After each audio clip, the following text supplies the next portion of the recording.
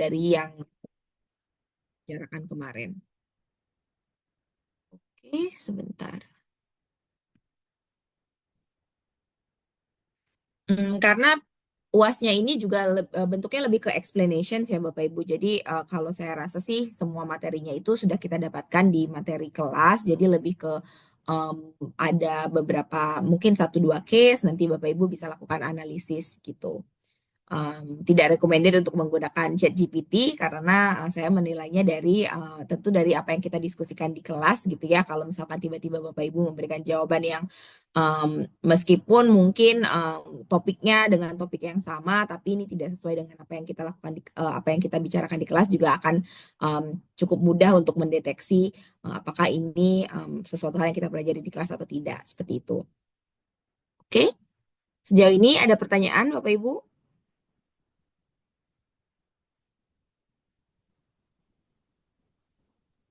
Belum Ibu, lanjut. Oke, belum ada ya.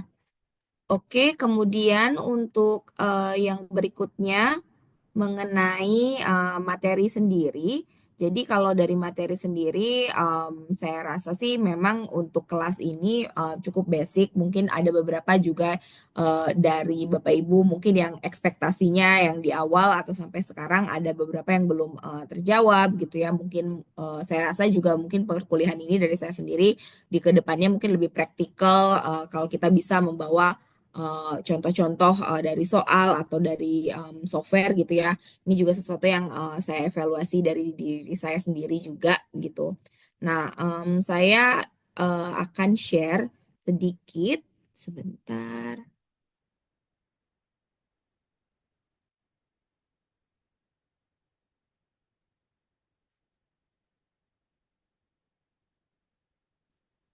Jadi untuk sebenarnya untuk simulasi, tapi simulasinya tidak tergantung hanya kepada work atau motion study saja. Jadi banyak sekali tersedia software-software automasi ataupun software untuk simulasi work system secara umum gitu ya, yang mana biasanya mereka lebih terkait dengan manufaktur ataupun lebih terkait dengan automisasi gitu ya, mesin-mesin dan segala macam ada cukup banyak simulasi ataupun software yang tersedia.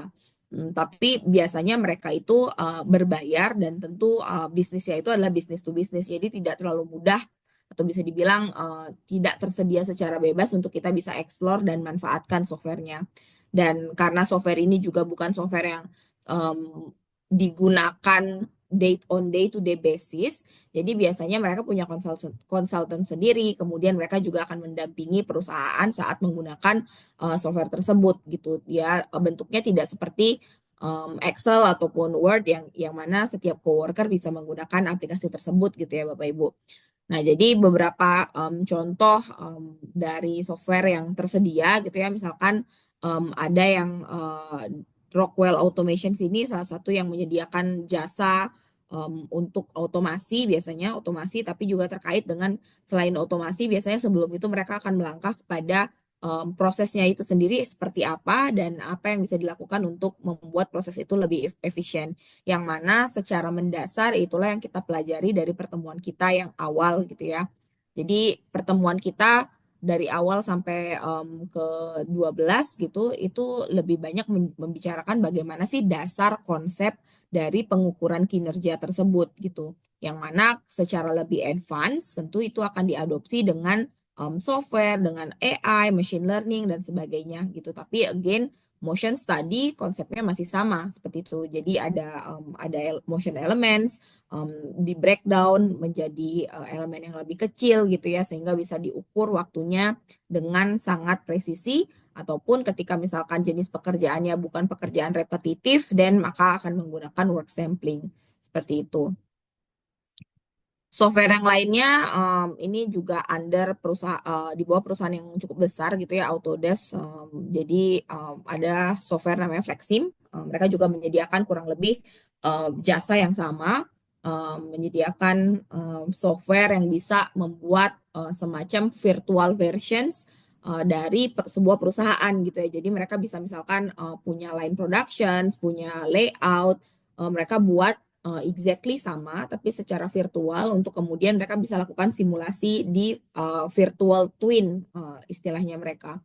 Di virtual twin tersebut mereka bisa melakukan um, apa namanya simulasi-simulasi perbaikan sebelum benar-benar dilakukan implementasi kepada sistem aslinya.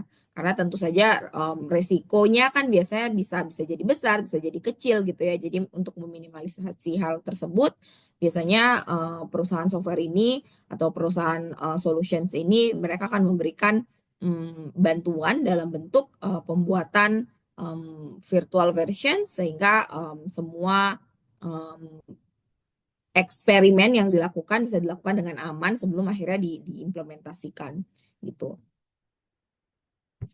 Oke. Nah, untuk scope dari melaksanakan perubahan, improvement gitu ya, segala macam scope yang dilakukan di perusahaan sendiri biasanya, ini mungkin Bapak Ibu juga alami sendiri, ini adalah hal yang sangat bisa dibilang common gitu ya.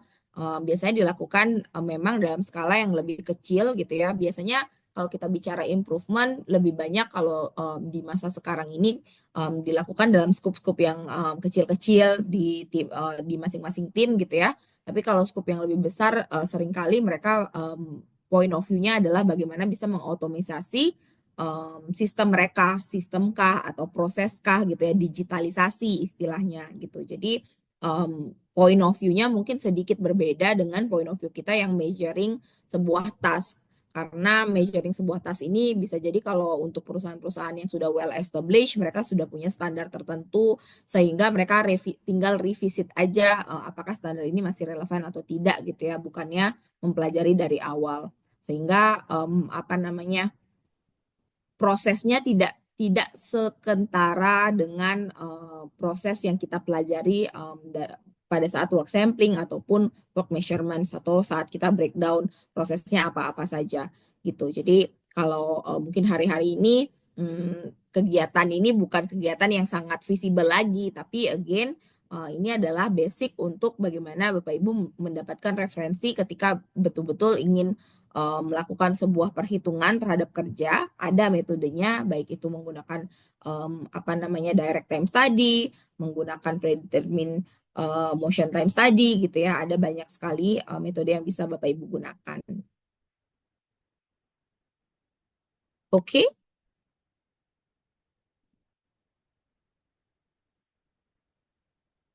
Oke, sejauh ini saya sih sebenarnya hanya itu yang ingin saya sampaikan ke Bapak Ibu, memberikan seperti janji saya, memberikan info UASnya seperti apa dan juga recap selama kita kelas gitu ya. Kalau dari Bapak Ibu, apakah ada pertanyaan atau apapun sebelum mungkin ini mengakhiri kelas terakhir kita ya? Bu Kadek, izin bertanya Bu, Ya, silakan Pak. terkait nanti yang pertanyaan di mana namanya di UAS ya. Hmm? Kalau seandainya, kadang kan kita ada ini juga Bu ya, kadang minta minta apa suka diskus sama chat GPT kayak gitu-gitu ya untuk ngembangin Hmm, kalimat betul. biar lebih oke gitu kan atau Hmm, pembahasan. Nah, hmm, kalau kalau kita combine nih Bu Kadek, seandainya kan kita udah tahu nih apa yang kita mau jawab dari ininya, cuma kita mau coba improve lagi eh, via apa namanya kita discuss sama ChatGPT, jadi mungkin ada sebagian yang kita ambil dari sana gitu kan. Nah kayak gitu kira-kira diizinkan atau memang totally harus ya udah purely jawaban manual kita aja 100% gitu. Itu hmm. sih Bu, yang mau saya confirm Bu. Oke, Mm-mm. oke. Kalau dari saya sebenarnya proses diskusi Bapak Ibu itu saya tidak membatasi gitu ya. Apakah Bapak Ibu kemudian berdiskusi dengan rekan kerja ataupun dengan siapapun, termasuk juga dengan apakah Bapak Ibu googling, apakah Bapak Ibu menggunakan ChatGPT itu saya tidak membatasi sama sekali. Akan tetapi yang perlu digarisbawahi adalah em, ujian ini ataupun UAS ini kalau dari saya objektifnya adalah untuk mengetahui bagaimana Bapak Ibu dapat mengimplementasikan apa yang kita sudah pelajari di kelas kemudian dari soal-soal tersebut gitu. Jadi lebih kepada mengukur in-depth seperti apa yang Bapak Ibu dapatkan dari kelas gitu. Sehingga kalau misalkan ya Bapak Ibu kita bicara tentang anggap aja satu topik gitu ya. Misalnya kita bicara tentang work sampling. Kalau Bapak Ibu refer ke apa yang kita pelajari di kelas sudah cukup ada gitu ya topiknya seperti apa dan apa yang diharapkan itu sudah kita garis bawahi di kelas poin-poinnya seperti apa.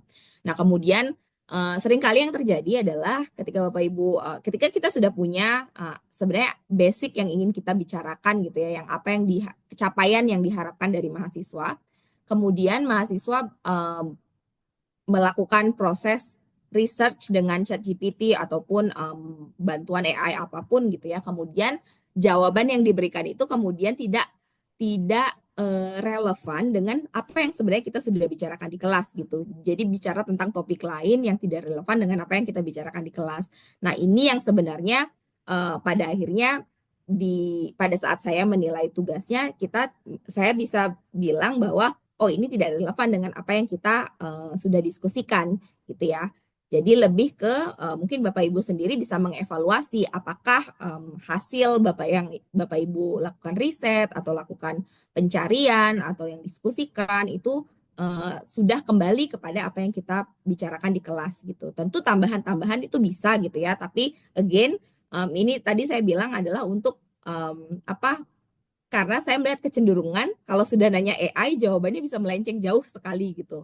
Tuh, kadang konteksnya yang berbeda. Apakah cukup menjawab, Pak Dio? Oke, clear, Bu. Clear ya? Terima kasih, Bu. Oke. Dari Bapak Ibu, teman-teman yang lain, apakah ada pertanyaan mengenai UAS-nya?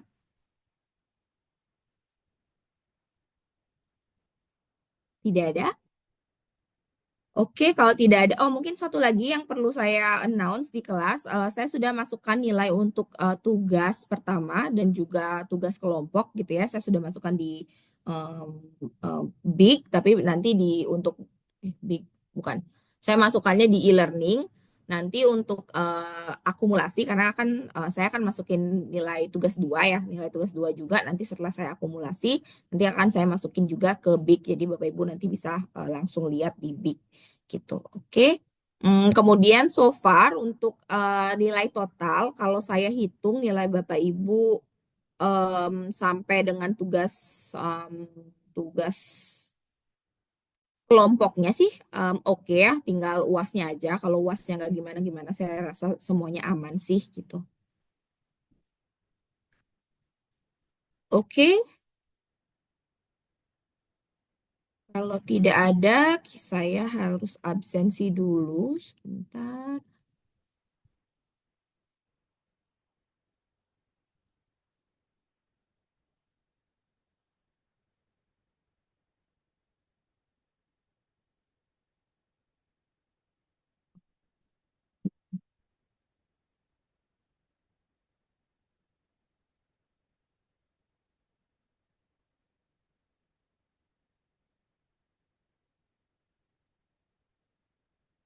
Oke, kalau boleh Bapak Ibu teman-teman dibantu untuk scan QR ya untuk absensinya.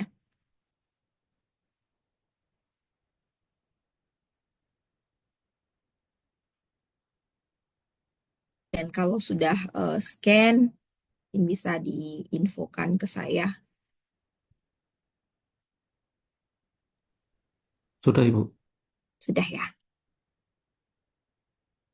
Oke, saya simpan dulu. Sebentar. Tadi. Oke, saya simpan dulu. Tadi sepertinya di chat ada pertanyaan ya. Tidak, sebentar saya coba lihat dulu. Sudah. Oke. Hmm, Oke, dari saya sendiri tidak ada lagi, Bapak Ibu. Terima kasih banyak atas semangatnya dari pertemuan pertama sampai dengan pertemuan terakhir. Saya paham sekali, pasti ini juga bukan sesuatu yang mudah untuk Bapak Ibu lakukan gitu ya. Perjuangan untuk tetap kuliah sambil bekerja juga bukan sesuatu yang mudah. Jadi attendance Bapak Ibu dari awal sampai sekarang, kemudian juga apa namanya interaksi yang Bapak Ibu lakukan, feedback yang Bapak Ibu berikan gitu ya, dan diskusi-diskusi yang terjadi di kelas itu sangat saya hargai, dan semoga apa yang kita pelajari di kelas bersama-sama, saya juga belajar banyak sekali dari Bapak Ibu, dari contoh-contoh yang diberikan gitu ya. Semoga apa yang kita pelajari di kelas ini sama-sama bermanfaat juga, bermanfaat untuk Bapak Ibu. Mungkin tidak secara langsung, tapi mungkin di masa depan bisa bisa digunakan sebagai tambahan pengetahuan nantinya, gitu ya. Kalau dari saya sekian. Semoga sukses Bapak Ibu untuk ujian-ujiannya dan juga untuk kuliahnya juga secara keseluruhan ya sampai dapat sarjananya gitu, dan sukses juga untuk karir Bapak Ibu ke depannya. Semoga nanti pada saat kita nggak ada yang tahu gitu ya, mungkin kita crossfit, nggak tahu, mungkin saya bisa kerja satu hari nanti gitu ya, dengan Mbak Arya, dengan Pak Dio gitu ya, mana tahu gitu, kita ketemu mungkin atau kita bertemu di real life gitu ya, bisa menyapa ataupun bisa misalnya bisa bekerja sama ke depannya gitu. Oke. Bu, terima kasih. Oke, kalau begitu kelasnya saya akhiri. Terima kasih banyak Bapak Ibu semuanya. Semoga sukses selalu. Amin. Terima kasih kasih Bu. banyak. Amin. Terima Amin. kasih, Bu. Terima kasih, Bu. Banyak. Makasih, Bu. Maaf kalau ada kesalahan, Bu. Apa ya,